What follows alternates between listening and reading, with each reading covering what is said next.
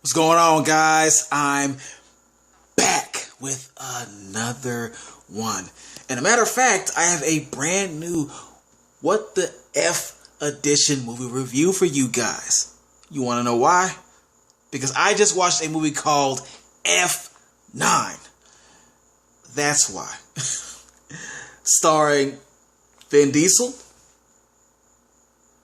John Cena, and Michelle Rodriguez. First of all, come down memory lane. Come back down memory lane with me, and let's remember what I remember about the Fast and the Furious franchise, shall we?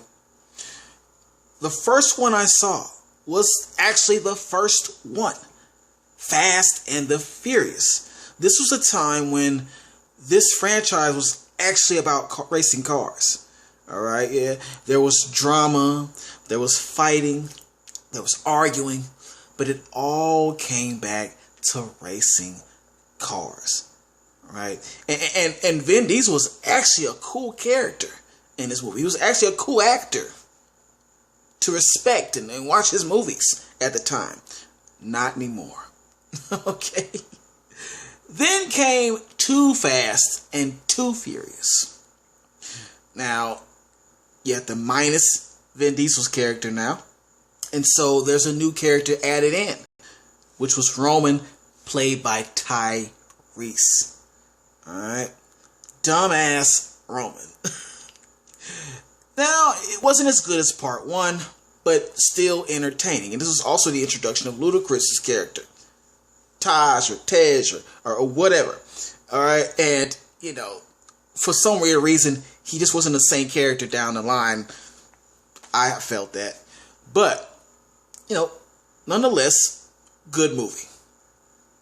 So then they decide to take everybody you know out of the picture. And now we got Tokyo Drift. Has nothing to do with part one or two. But all in all, I was still entertained. This all started to change up when part 4 came out. Now here's a weird thing about part 4. Fast 5. But it's part 4. Then I could have sworn that the part 4 I watched didn't have The Rock in it. I thought that was part 5, but I was mistaken. Mandela effect. And then so the real part 5 came out later on. Los Benderos or something like that. I didn't see that one. And I didn't see part 6. I did see 7 and I did see 8. And now there's 9. I'm not going to explain 7 or 8. They're pretty much blended together for me. So my question is this. Will F9 be as exaggerated and ridiculous and as stupid as the Fast and Furious franchise has gotten? We're about to find out. Let's go. F9, for those who don't know, for those who are not aware, don't play with me. Do not play with me. You know about this movie. You don't want to know. Some want to know because they just want to go and make fun of it. Like myself. So you know regardless. F9. I'm not even going to explain a whole lot because if you're watching this, you already know about the franchise, right? So I'm going to just say this.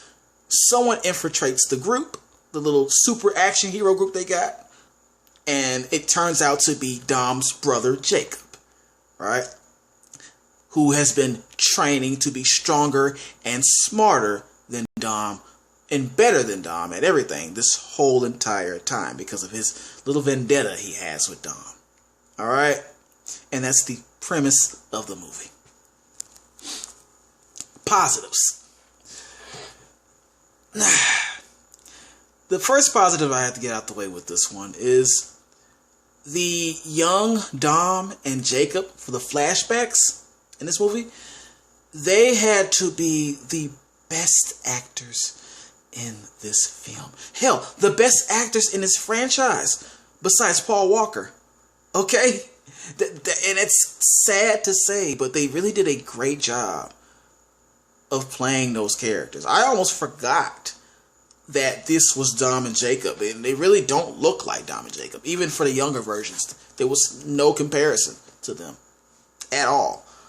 But they still did a fantastic job at the acting they did. And so it was rather impressive. Rather impressive. It takes you out of the movie that you're already in. You know, and when something can do that, you know, I give it a thumbs up for that. You know. Which leads me to another thing that I liked about this movie. The background story behind the brothers. Alright? It was actually heartfelt. And I'm surprised and shocked that it was, because with the things that they've been doing in these movies lately, you don't expect anything to be heartfelt or take anything serious.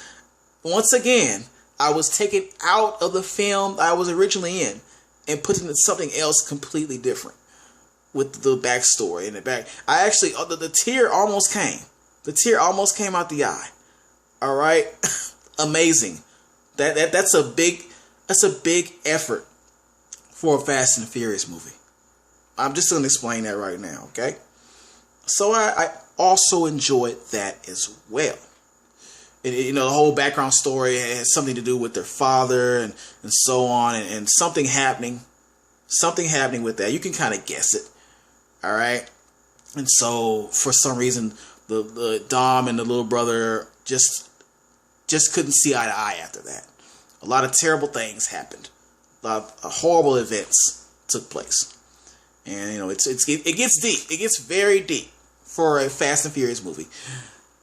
Another positive, last positive, the banter between Roman and Tej, I can never get his name right. Whatever. Ludacris's character. It always is entertaining to me, because you have the smart guy versus the idiot, and they're both taking turns being the token black guys. All right, there's that going on too. So I guess they had to make one smart and one extremely dumb in this case. And but their back and forth is always just entertaining to me. It's what kept me into the movie for a majority of the film. All right, it held up for a majority of it. You know, the little jokes they had, and you know, just to see them, their connection between each other, how they built that friendship between each other, despite them being completely two different people. Okay, the two black guys got to get together, right? You know, but I enjoyed it. I enjoyed that. And that's it about the positives. All right, let's get to those heavy, long list of negatives. All right, first negative. So you remember when I said that Roman and Ludacris pretty funny in this movie? Yeah, that whole bit got tired real quick. Those jokes they wore thin. They wore so thin that it came to a point where Roman was just pretty much telling all the jokes to himself. And no one else was laughing. No one else was responding. Not even from the audience to the cast members in the movie.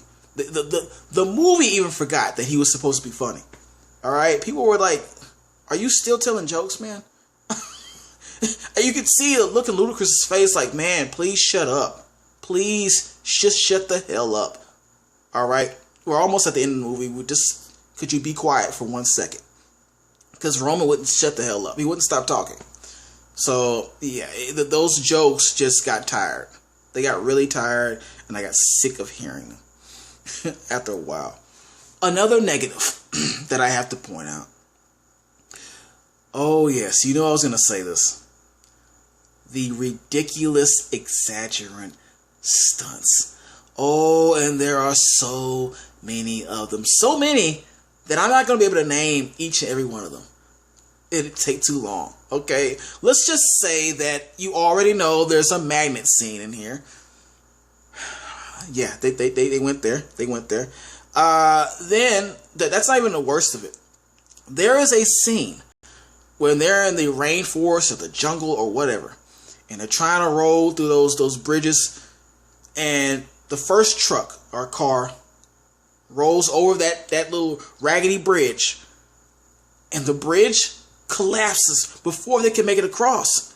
So you don't see anybody going. You don't see anybody going anymore, right? You would assume that they're dead, but all of a sudden, 2 seconds to the last minute, a car just jumps out of nowhere. Like it jumps up, like it crawled up the mountain and jumped up and got back on land. All right, I was like, bro, no, they did not do this. They did not just do this, and think that adults would believe that can happen. But it got worse, because after that, the second group of our action heroes has a grapple hook shoot out of the car, clamp on to the other side of that bridge, because you know the bridge is gone now, and it just swings the whole car across like the car is an actual human, and it makes it across somehow. Okay, and that was a double kick in the face for anybody who has any ounce of intelligence to believe any of this crap.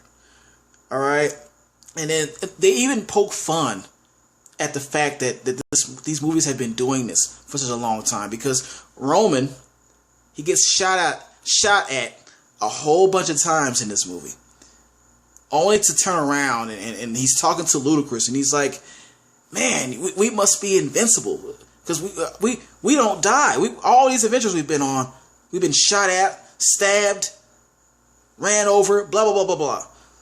We're still alive. Are we invincible? He asked that question. So they poke fun at themselves. They poke fun at themselves for the stupid stuff. All right? It's just, there's no end to the stupidity and the crap that they try to make you believe with these stunts. And I think they just hit a wall with this. They hit a wall with this. How dumb? How many more times are you going to disrespect the audience? All right, that's my question. Another negative. Whew. The plot is complete garbage. The plot is, the only thing good about this was the background story. Okay, the background story with, Dom and Jacob was the best thing about this. When you get to them being adults, it gets stupid real fast. Really fast. They throw Charlie Theron back in this. I don't know why they drug her back in, but she's back in there now. Again, you can predict what she's gonna do. All right, and they got another guy that was supposed to be dead, but now he's back in. Their whole point and reason for him being back was, it made no sense at all. All right, I don't want to give too much away, but let's just say that the fans begged for him to be back, and they had to pull something out of their butts to get him to be back. I enjoyed the character that he was with, the female character. She did a great job at the action scenes, but he was needless. He didn't need him. Oh my God. So yeah, there was a lot of crap. They went to space. They went to space. Jesus Christ. Do I have to say any more about that? They went to space. Like Jason X. Okay? Last thing that I did not like about this movie. I could say so much more. The soundtrack. Now, you know what irritates the bowels out of me? When they put a whole bunch of mumble rap auto-tune in the background for the music. just to fill the background up. You could have done a little better. You could have tried a little harder with the music. At least all that money you put into these movies. You want to play mumble rap now. You want to please the new kids, I guess. I don't think kids are even watching. Are they watching this? Grown folks are watching this, not mumble rap fans. Okay, stop that. I can't even go on any longer. You know, this movie is getting a hell no. This movie it's trash. It's trash. A good background story will not be enough. Okay, and yes, I shouldn't have watched it in the first place, but I just had to see the ridiculous crap, the ridiculous stunts, the action. I had to get back in and get a quick laugh. I had to. You know I had to. Now, I'm not even gonna lie. I'm going to CF10 too. All right. Press that like button. Share this. Subscribe.